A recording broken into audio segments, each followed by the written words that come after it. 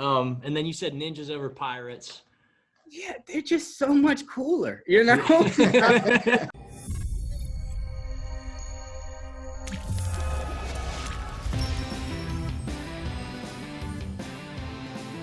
Welcome to another episode of PerfusionRockstars, episode 3. Today's Tuesday, July 21st, 2020, and we're here with Perfusion Rockstar Rico Lewis. So thank you for joining us today, Rico. Thanks for having me, guys. From Wichita, Kansas today? Yes, I'm in Wichita. All right. So we're going to start off just a little bit and kind of go over your, and for those of you that are viewing, please like, comment, and subscribe. We appreciate that, your support through our YouTube channel. So Rico is a perfusionist that has, he started school, he has about 10 years of experience. He graduated with his master's from Nebraska Medical Center, University of Nebraska Medical Center in May of 2010.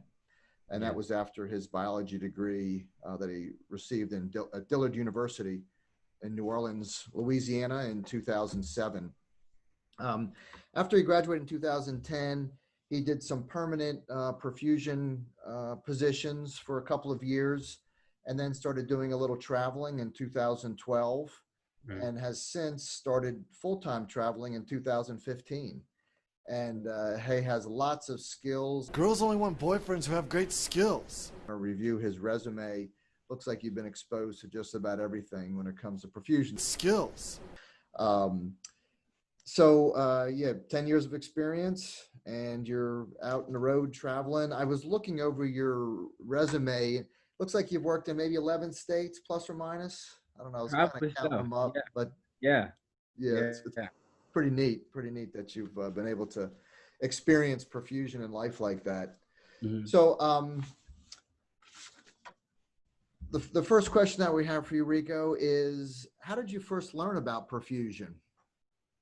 Well, it was my sophomore year, going into my sophomore year of college, and I was doing HIV research in Omaha, Nebraska at their cancer institution. And I was talking with my mentor, and I kind of pulled him to the side, and I was kind of like, you know, I really don't want to go the direction of becoming a surgeon anymore. You know, I wanted to get to work sooner, just for my family. And it turns out that there was a perfusion program at the University of Nebraska Medical Center. And he talked to me about it and told me he think that, you know, it'll be a good fit for me. And then I shadowed a actual pig lab that they had scheduled for that next week. And since then, I was like, oh, this is, you know, it was something that I felt like I definitely could see myself doing. And again, finding out that the program was 24 months long, I felt like I would do anything for 2 years, you know, if it fell in line with my goals, and it fell in line perfectly. Great. So that's how you heard about it. Is there any person that you think was a big influence in your professional career or personal career? Man, you know, it's interesting because I feel like there's been so many people that had like roles that were vital, i.e. the mentor that told me about it. My director, David Holt, at the program, you know, one of the things that he would always say is, when in Rome, do as the Romans do. And I still use that today as a traveler, is when I go to a place, not to come in and try to change anything, but learn how they do it, learn their whys, and kind of fall in line with their practice. And if they have questions of, you know, and sometimes they do, of what I've seen other places, then I can say, okay, these are the things that I've seen, and this is how I've seen it done in other places, you know. But like I said, just coming in and ready to learn how they do it versus trying to come in and start to change things. Yeah. That's a good skill to have, to be able to go in there and adapt to most programs. I think that's hard for some people. Yeah, it's always hard not to say, well, this is how I do it or how we did it. They don't really care sometimes. Yeah, but if it's like, oh, we're doing it this way. Okay, we're going to do it this way then. Okay. Right. So yeah, that kind of leads to my next question. You know, what is your perfusion superpower? Man, I would say it's the speed in which I'm able to acclimate to my environment. Again, everything plays a part. I even think about growing up in New Orleans and Hurricane Katrina happening and really changing what home was to me. And so just being able to go into an environment and saying, okay, I can make this as much home as possible, and get to a point where I'm independent as quickly as possible so that I could be that valuable part of the team that they can rely on. And so that I think that that's something that for a while I took for granted. I didn't realize that it was actually a skill until I really started traveling and you know, day two, I'm by myself and they're like, oh my God, you can do this. I'm like, yeah, you know, just, you know. That's definitely quite the skill. Yeah, not everyone can do that. And when you travel, you learn how challenging it can be to adapt to everyone's program. I love the programs that say, oh, it's easy the way we do it here, you'll see. But they've been there for 20 years and everything is totally different from the last program where you were. So it's great to have that skill to be able to adapt. What would you consider to be the best part of your career as a perfusionist? Man, I think overall, again, the reason why I got into it was to just be able to provide a income for my family. And so for me, I think it's just being able to, it puts me in a leadership position, not only at work, but also at home. I value the fact that I have it's almost like I get those phone calls, you know, of hey, I'm sick or this is wrong. Can you tell me what that is? I'm like, you need to see a doctor about that. But it's kind of like my family has kind of put that on my shoulders of, you know, Rico, you know, kind of steer us in a way that we should go as far as whether it's, you know, I've had several conversations with my family about COVID-19 and those aspects. But I say, I think that the biggest value for me is just to be able to be a leader, not only at work, but also at home. And they know that, that my job means something, you know, that I really am a part of something that's bigger than me, you know, just clocking in and clocking out, but really taking the time out to take care of somebody's mother, somebody's grandmother, somebody's father, somebody's son. You know, that means a lot to me. Great. Rewarding. Yeah. So, you know, this is also part of it. People don't think of, you know, when you become a perfusionist, there could also be some bad parts of the career. And what would you say is the worst part of being a perfusionist, if there are any? You know, it's interesting. I think it's just classified to me as challenges. One of the biggest challenges that some people don't know about is just the fact that because you're independent and in the OR, that sometimes, you know, you can't fill up on as much coffee as you want to. You can't drink as much water as you want to because you're independent. You may be the only perfusionist at that hospital. So it's almost like you got a time thing just right, you know, while they're taking out a memory, try to run to the restroom. So that kind of thing, when, you know, you hit a nurse saying they're going to go ahead and take a 30-minute lunch break. I'm like, that would be nice. You know, if you could take a, you know, that lunch break. And then as a traveler, again, being able to acclimate, but at the same time knowing that you know, there's family in other places. So, you know, I miss out on certain things, but I feel like at the end of the day, it's still worth it. I'm not missing out because I'm, you know, joking around. Like I really do. I take my job seriously. I take my work seriously. And I think it's paying off, you know. Great. Wonderful. What would you say, this kind of ties maybe into the superpower question a little bit, but what value do you bring to your perfusion team? Well, yeah, I think it does tie into as far as the superpower. I think the value there is just, again, being able to get acclimated as quickly as possible. I think my personality helps because I'm you know, I'm gonna give you the energy you give me. If you're having a good day, I'm make sure you stay in that good energy. If you're kind of down, I'm gonna try to tell you a joke, you know, to make you laugh, or tell you a crazy story that happened to me, just to build those bonds. And again, because of where we are in perfusion, just that ability to be not only consistent, reliable, but again, being independent as quickly as possible so that everybody else could do their role. And so once I come into an institution and I'm able to sit down and go over the protocol and ready to press play, it kind of lets everybody else breathe a little bit, being able to take call and, you know, again, text message saying, hey, would you cover my call? And I'm like, absolutely. It means a lot to me because one, they trust me. And two, again, I'm also here to help alleviate and share that the workload. And so I feel like it's a great asset to when you come into a team to be able to fully take on that role. And so it's interesting because usually, like right now I'm in Wichita, I've been here since September.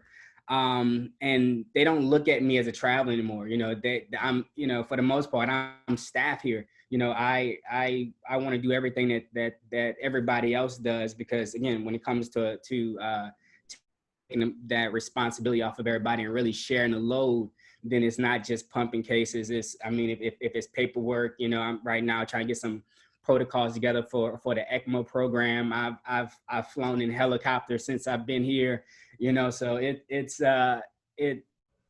means a lot to them, and it also means a lot to me, like I said, to be able to come in and be a part of a team. You guys have been places, and not every team is as close as you would like. So it's good to be a part of a team where you are appreciated and you appreciate them as well. Awesome. Good. So that kind of ties in. I don't know what type of work you've been doing. I know you've been kind of doing a bunch of different things in Wichita, but what would you prefer, a 12-hour ECMO shift or a day in the OR or, you know, bypass, and why? Man, I would have to say a day in the OR, especially here in Wichita. It's a great team here. Most of the hospitals, we also have assistants that help set up the pump and everything like that for us. And sometimes, depending on what time it is, they actually even prime the pump for us. So it's easy to come in, focus on it. As soon as you get there, focus on the patient. And why? Because most cases, again, got some quick surgeons here. Cases usually last 4 or 5 hours. You know what I mean? And so for me, at the end of the day, I love what I do, but at the end of the day, I'm after I get off, that, you know, that's like my mini vacation. Once I'm off work, then it's like, you know, kind of my time to rest and my time to take to myself versus, you know, doing 12-hour ECMO shifts. They can be rewarding, but it also, you know, it takes your whole day, because after you get off, you may eat, and it you know, it's pretty much time to wind down to get ready to do it again, versus being able to have a case, have conversations with the surgeon and the staff and anesthesiologists, and everybody's together, might be listening to music, you know, talking about stories. Again, so it's opportunity to bond with the OR staff, and then everybody, you know, has that mindset of, okay, this is our job, let's get it done, and then everybody's, you know, out the door and see you tomorrow, you know, that. So I do like being able to, you know, leave the hospital and it's still daylight outside, you know. So I definitely would take a bypass over a 12-hour ECMO shift. Okay. Good answer. Yeah. It's not just So on a little more personal, could be personal, professional, sort of tied together, but what would be a good name for your biography if there was a book that was written about Rico Lewis? You know, it's interesting. A long time ago, I think it was like way back when MySpace was the social That media. was a while ago. And they asked, you know, they asked, what's your username? And my username since then and still now on Instagram is Greatness in the Making. I feel as though I'm not there yet. However, I feel like once I've left this place, that I would have left something behind that people would be able to say that, you know, he did a great job. I don't feel like it's my job to say I'm great or I've done great. But if I'm constantly trying to achieve the next level, because I feel like, you know what, I'm still youngish. You know, I still feel youthful. I feel like there's still more to accomplish. And so, yeah, it would have to be Greatness in the Making, because I'm constantly trying to figure out how to not only improve as a perfusionist, but even that developing as a person, as a man, and my perspective on life and when things go wrong and how to look at it. You know what I mean? And I pass that information on to people that I have conversations with. So again, I would definitely have to say greatness in the making. Love it. I like that answer. We Yeah. follow you on Instagram, so we are used to seeing that. Yeah. So when you said greatness in the making, I said, yep. Like, okay. But that's that makes sense. But I love it. Always trying to be better. That's great. Yeah. And the whole age thing, I've learned from him that age is more of a mentality than anything else. Yeah. Yeah. I know people that are my age that act a lot older than him or act more kind of bogged down than he does. Yeah. All right. So this next segment, we do a little lightning round. I'm going to bounce some questions at you. I just want the answer. And then after we'll go through and you can maybe explain your thought behind some of them. Okay. All right. All right. So we're going to start the clock. Is a hot dog a sandwich? Yes. Okay. Pirates or ninjas? Ninjas. Favorite TV show? Martin. Do you believe in aliens? Yes. Is cheesecake a pie or a cake? It's a pie. Okay. Beach or the mountains? Beach. Would you rather be able to speak every language in the world or be able to talk to animals? Talk to animals. What does a person need to be happy? Self-awareness. I like that. And then how many cups of coffee do you drink per day? 0.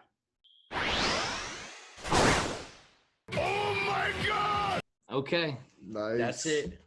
All right. Ding, ding, ding. Yep. Ding, ding, ding. No. So we'll just run through them real quick. You can kind of explain maybe some of your reasoning. So hot dog is a sandwich. Yes. I say hot dog is a sandwich because I grew up before we had the hot dog bun, and it just was, a white piece of bread, and you fold it over. Okay. And there you go. You have a sandwich. You have a sandwich.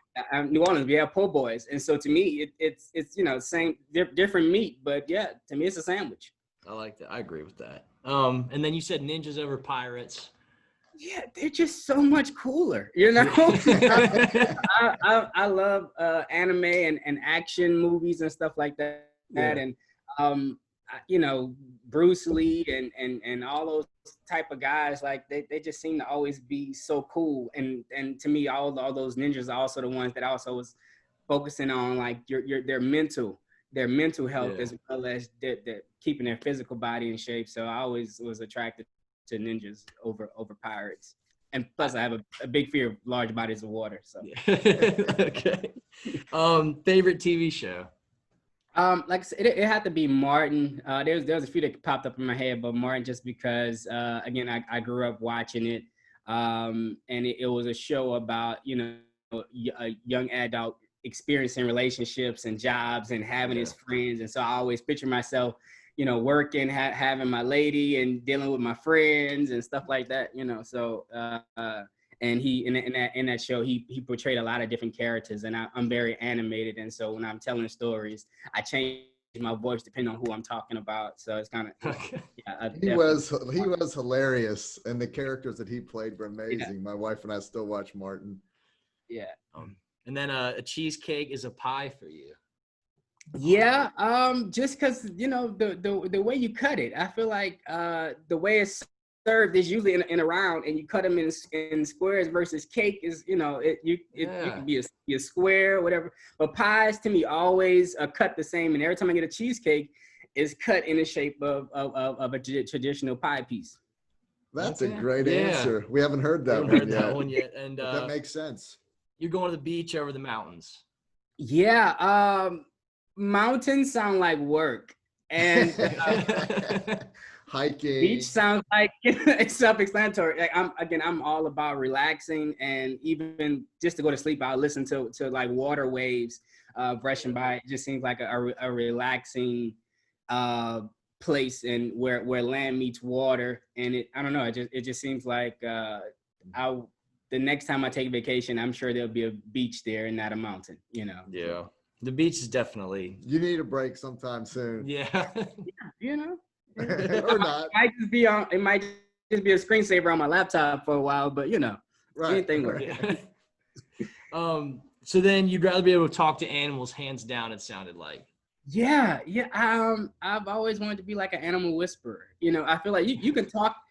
Excuse me. You can talk every language, but you're going to talk to other humans, and I feel like animals have been here long before we did. They may have a different perspective. And that's a job I could do, to be able to whisper to animals and get their perspective on certain things. I think that'd be really cool. Yeah. And then, so self-awareness, key to happiness. Yeah, I think that a lot of times we get confused on, what success means and how to get there, versus I feel like once you're self-aware of what it is that you want, what your goals are, and not try to focus on, again, with platforms of social media, what everybody else is doing. Mm-hmm. If you come, your self-awareness of, these are the things that make me happy. Everything else is extra.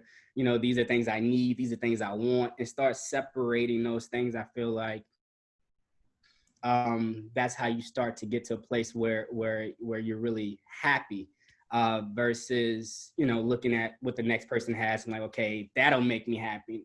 Like I said, look at it internally first before you start looking at what other people have. I like that. Deep, like it. Yeah. Good stuff. Good answer. And then you don't drink any coffee.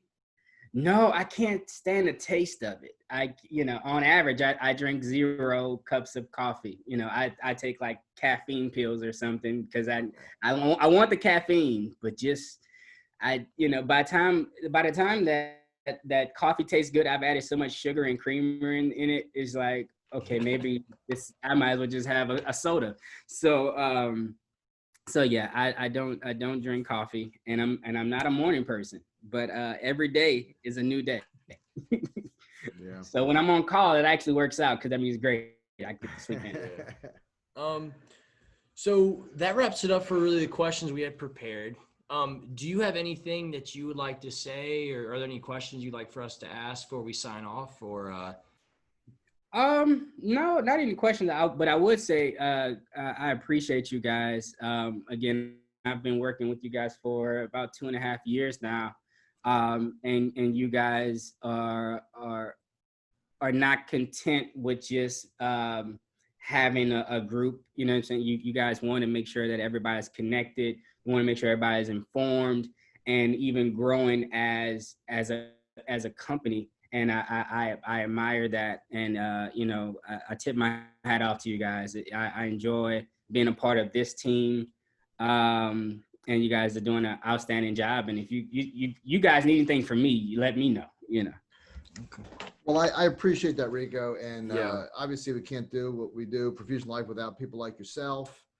And, you talked about self-awareness. It's really not about me or Todd, or it's more about you or the Perfusionist. And so we try to keep that in mind going through this process. Yeah. It's not always easy, but Try. yeah, we want to create something that you can enjoy, and so we can enjoy it together. But thank you very much. Really appreciate that, and all you do and all your hard work. Yeah. So Thanks, I know there's a lot of late nights and ECMO shifts and in helicopters. Where'd you go in a helicopter? What state or city? You don't have to give me all the details, but OKC. We went to OKC. Oh, cool. And because of the weather, ended up having to drive back. So it was fun.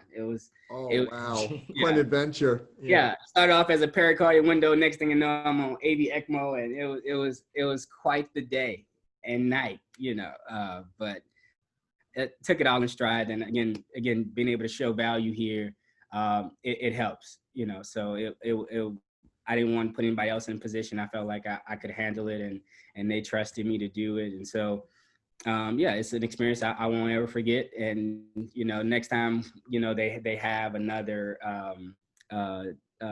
situation in which they need helicopters, they're going to be looking for me to either advise the next person or for me to go. So I'm looking forward to it.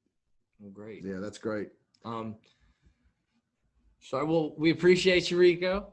Appreciate you taking some time out of your day to help us out. And please like, share, subscribe, comment, all those things on the Perfusion Life YouTube channel. And yeah, thanks again, Rico. And Appreciate it. I need to get one of those hats. I need to get one of those hats from you guys. We'll get you. We need to order some more, maybe. You prefer blue or khaki? I'll take blue.